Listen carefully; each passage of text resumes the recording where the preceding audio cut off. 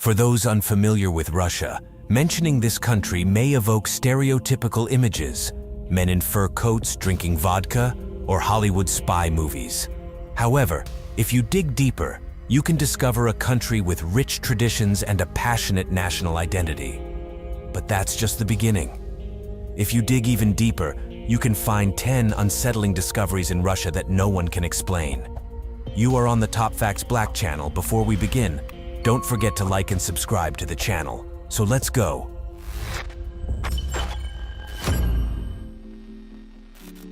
Not all bone structures are the same, but they certainly aren't supposed to be this different.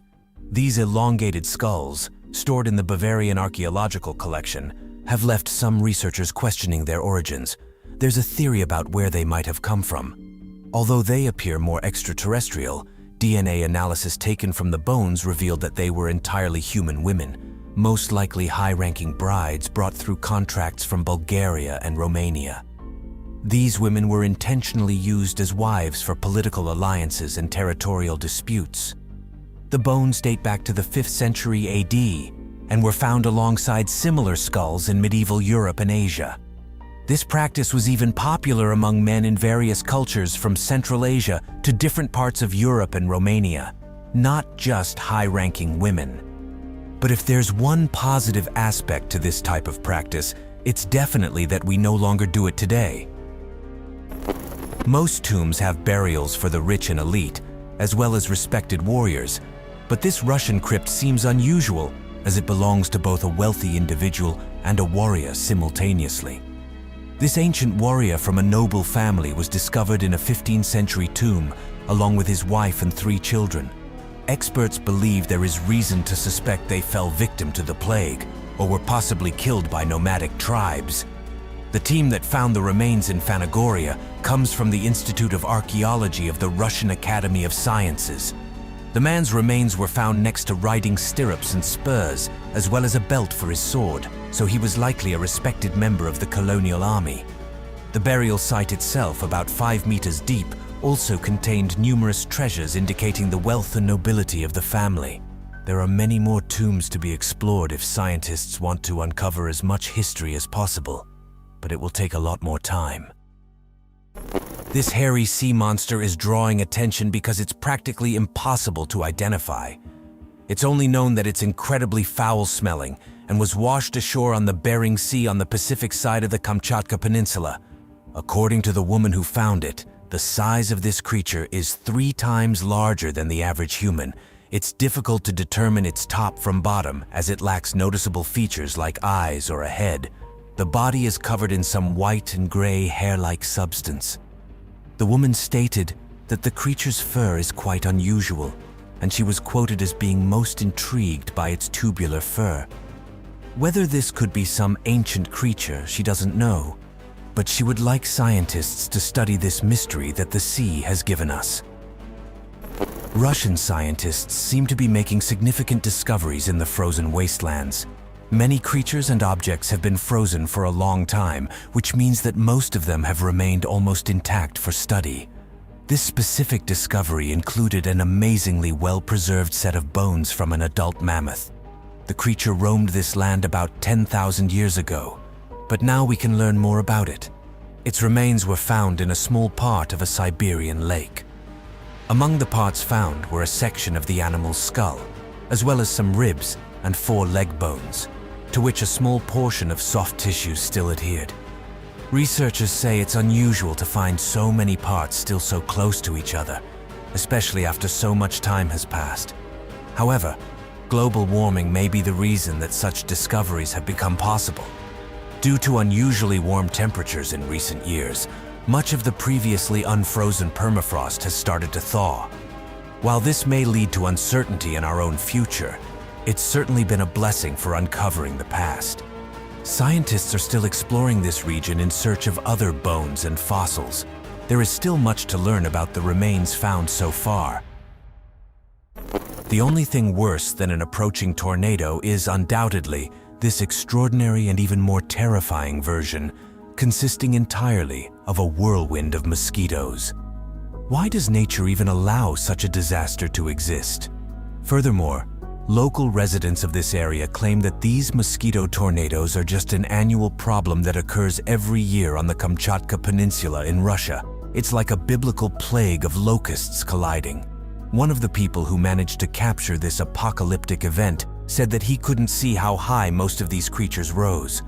It seemed to him that most of them rose and passed through the clouds. Swarms flew into each other and created these ominous towers that appeared and dissipated in just a few moments. These tornadoes are actually a rare instance where the male mosquito seeks to take a mate. All the males gather together, and the females must fly into the swarm and choose one male to leave with. It's quite astonishing, and perhaps even a bit romantic, but why do we have to witness such a nightmarish sight? I hope you've never had to encounter a ground subsidence in real life because it's simply terrifying. If you're not aware, ground subsidence is defined as a depression in the ground with no natural surface drainage. This essentially means that when a large amount of water is absorbed by the soil and there's no support to keep the soft ground firm, the surface simply collapses due to the lack of a foundation. Then, it all just sinks into a new hole. One major incident occurred in the Russian village of Delilovo near the city of Tula. A similar catastrophic incident happened above the Alkali Salem Khan potassium mines. These major events seem to be occurring more frequently over the past 30 years in the Perm-Krai region of Russia. Is it a coincidence that most of them happen in the same places as many mines? Most likely not. Almost all major ground subsidence incidents have been in areas where abandoned mine shafts were located just a few hundred feet below. One of the earliest incidents occurred in the Betazniki potassium mine.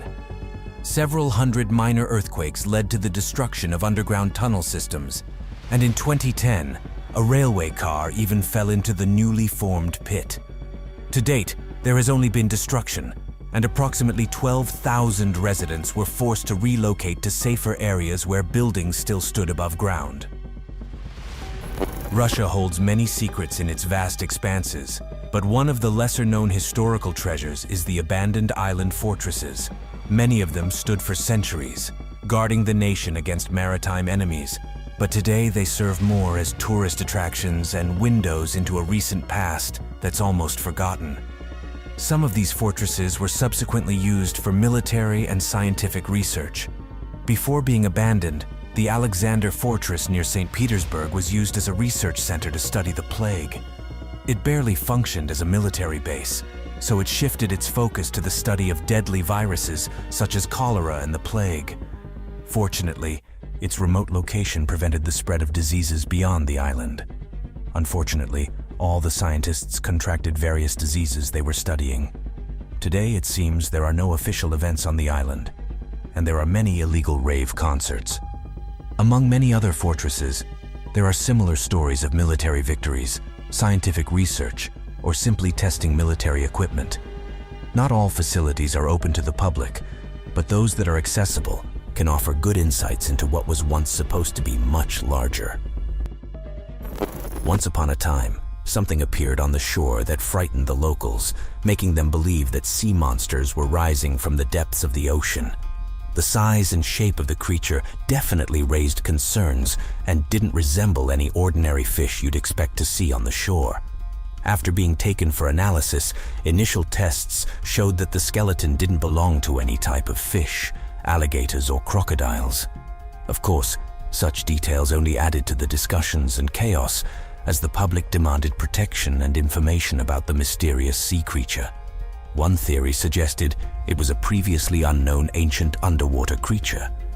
Original photos were taken by passing soldiers in 2006, but the results regarding the nature of the creature became known only 8 years later.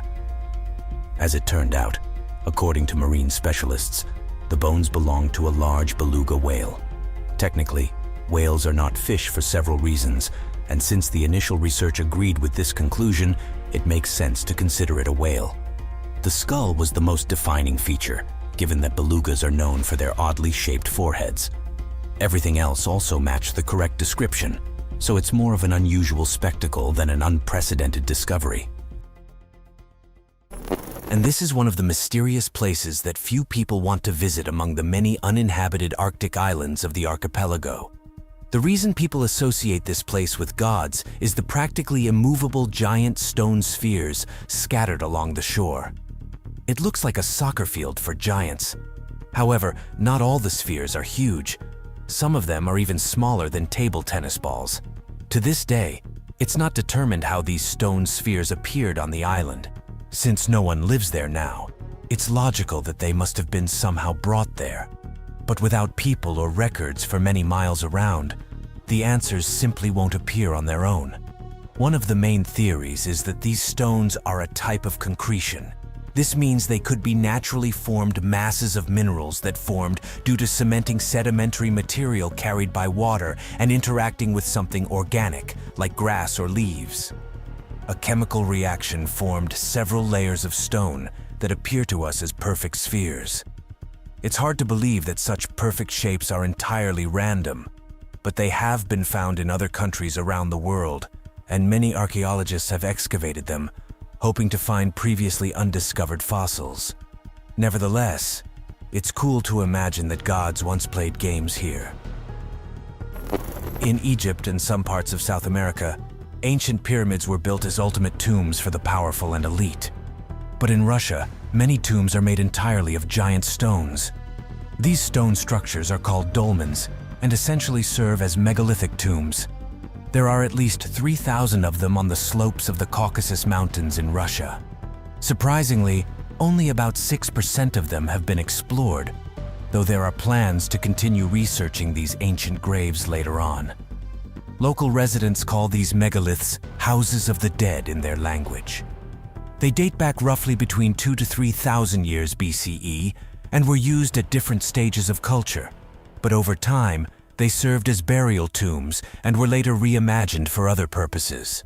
Most, if not all of them, have long been looted, and some of the stone huts were used as explosive chambers after World War II. In practice, dolmens are simple constructions. They were built from sandstone and limestone, which were easily cut into suitable shapes. The greatest efforts were put into transporting heavy slabs that served as the base or roof of the tomb. Evidence in the form of bronze chisels and other tools allows us to trace their origin, giving us an idea of how ancient cultures in this region built things. Dolmens are almost always located on flat plateaus, sometimes on their sunny sides and sometimes on hilltops. They are often oriented for astronomical and cultic purposes. At the very least, today we can appreciate them for their fine craftsmanship. So those were amazing shots filmed in Russia. If you enjoyed the episode and want to see something similar, please leave comments like, subscribe to the TopFacts Black channel, and right now you can watch one of our previous episodes.